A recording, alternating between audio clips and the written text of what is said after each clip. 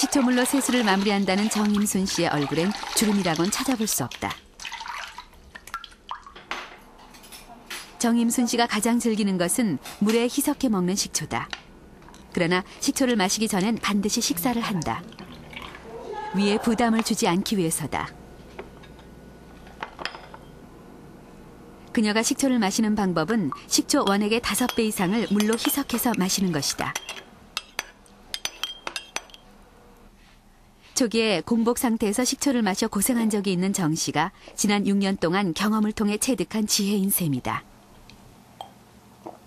식후에 이걸 먹기 시작했는데 식후에 먹으니까 그 썰이고 그런 거는 없으면서 속이 이렇게 먹고 나면 막 배 안이 후끈후끈하게 그러면서 소화성이 굉장히 좋더라고요. 식초의 신맛에 민감한 사람의 경우 우유, 토마토 주스, 요구르트, 그리고 꿀같이 신맛을 약화시켜줄 수 있는 음료를 5배 이상 섞어서 마시는 것도 좋은 방법이다. 반드시 5배 이상으로 희석해서 섭취하십시오. 식초 원액만 마시면 입속에 머금는 것만으로도 자극이 심해서 숨이 막히는데요. 그것을 억지로 마시면 식도나 위가 나빠지게 되는 거죠. 즉, 위염 같은 상태가 됩니다. 또 품질이 나쁜 식초일 경우에는 위 점막에서 출혈이 되기도 합니다. 이것은 동물 실험을 통해 확인이 된 사실입니다. 그래서 가능하면 식초 원액의 5배 이상으로 희석해서 먹는 것이 좋습니다.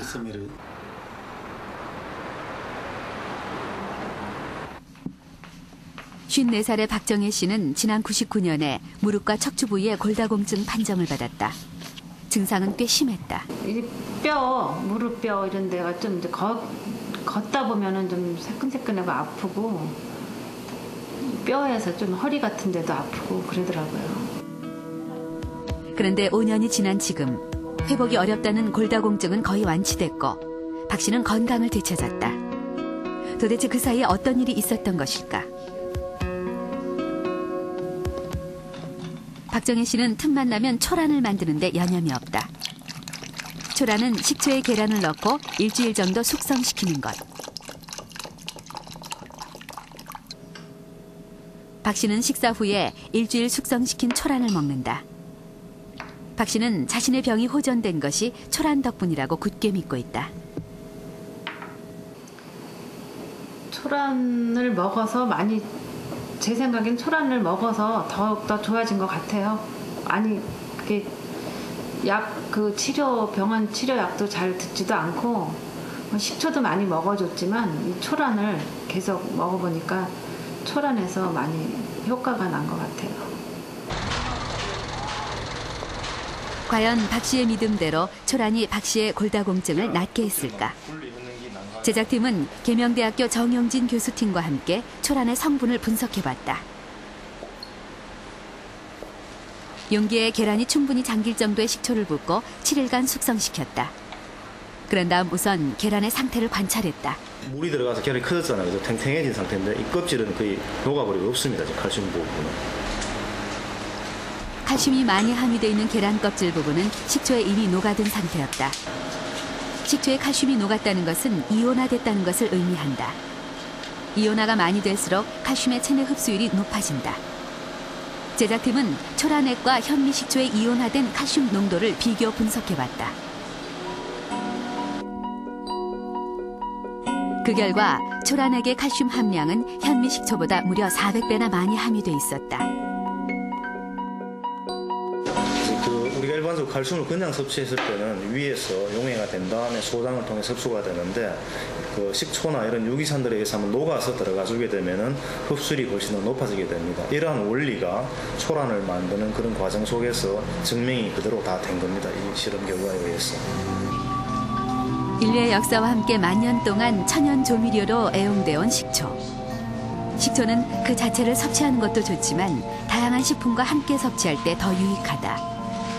왜냐하면 식품 고유의 영양소를 보호하고 흡수율을 높여주기 때문이다. 그러나 전문가들은 식초를 좋은 음식으로 적당하게 먹을 것을 권한다.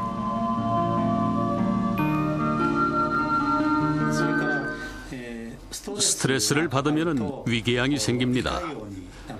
특히 일본인 남성은 스트레스에 약해서 위궤양을 일으키는 경우가 많은데요. 식초를 섭취하면 위가 보호돼서 위궤양에 잘 안 걸리게 됩니다. 물론 식초가 병을 고치는 만병통치약이라고 생각해서는 안 되지만 식초를 매일 섭취해서 고혈압이나 당뇨병, 통풍 같은 많은 질병 위험인자들을 하나나 둘이라도 예방할 수 있다면 그것으로 건강을 유지하는 데 많은 도움이 될 것이라고 생각합니다.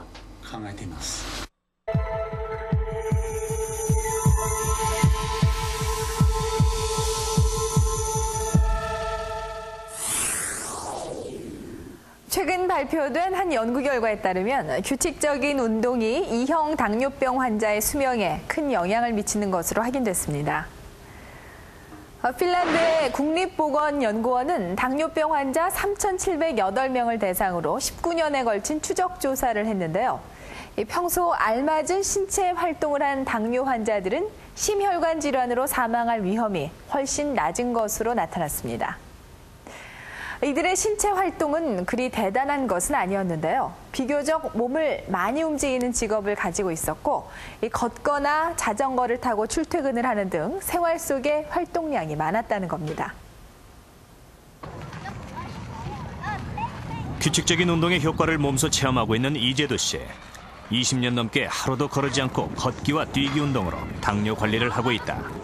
젊었을 때는 체력만 믿고 하던 운동도 스톱하고 이랬는데 이 당뇨라는 걸 알고 나서부터 계획을 세워가지고 운동을 지속하다 보니까 모든 건강이 아주 좋아지고 있습니다.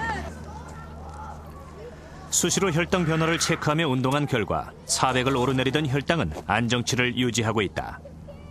122. 제가 식후 혈당 목표치가 180 이하인데요. 206이 나왔기 때문에 26이 더 나왔거든요. 이때는 필요 운동을 해가지고 줄여줘야 그게 제 습관화되어 있습니다. 운동하고 난 다음에 벌써 90이 다운이 됐으니까. 지금 121이라는 숫자는 당뇨가 없는 건강한 사람의 혈당 수치하고 똑같은 겁니다. 현재로서는 내가 당뇨가 없습니다. 출퇴근 시 자가용 대신 대중교통을 이용하는 것도 이재도 씨가 당뇨 관리를 위해서 바꾼 생활 습관. 자연히 걷는 시간이 많아졌다. 걷는 양을 늘린 생활 자체가 운동이 된 셈이다. 자기 자신이 움직이는 액션에 따라가지고 운동 효과가 크듯이 즐거운 마음으로만 이렇게 지하철 탈 때라도 계단 타고 평소에도 다른 사람 지장을 주지 않게 좀 사이사이로 빨리 경보하는 경우를 하면은 보통 운동량 못지않게 이 운동이 대단합니다. 이것도 하루에 한 8,000보 걷는 거는 간단합니다.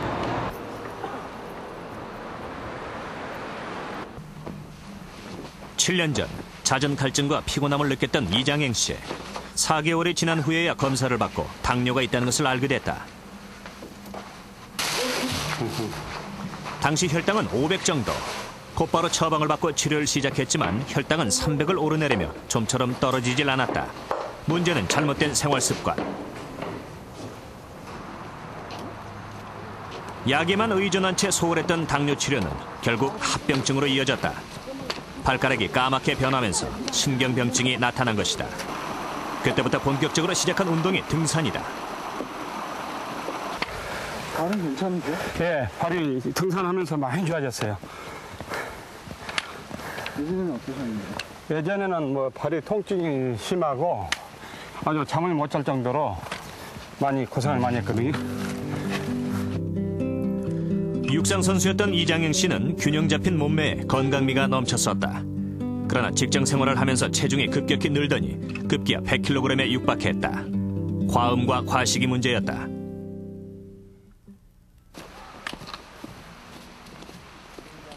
이장영 씨는 혈당 조절을 위해선 체중 감량이 필요한 상태였다. 하루 2시간 거리에 청계산을 오르내리기 시작한 지 1년. 체중은 80kg으로 20kg이 빠졌고 혈당도 조금씩 호전되고 있다.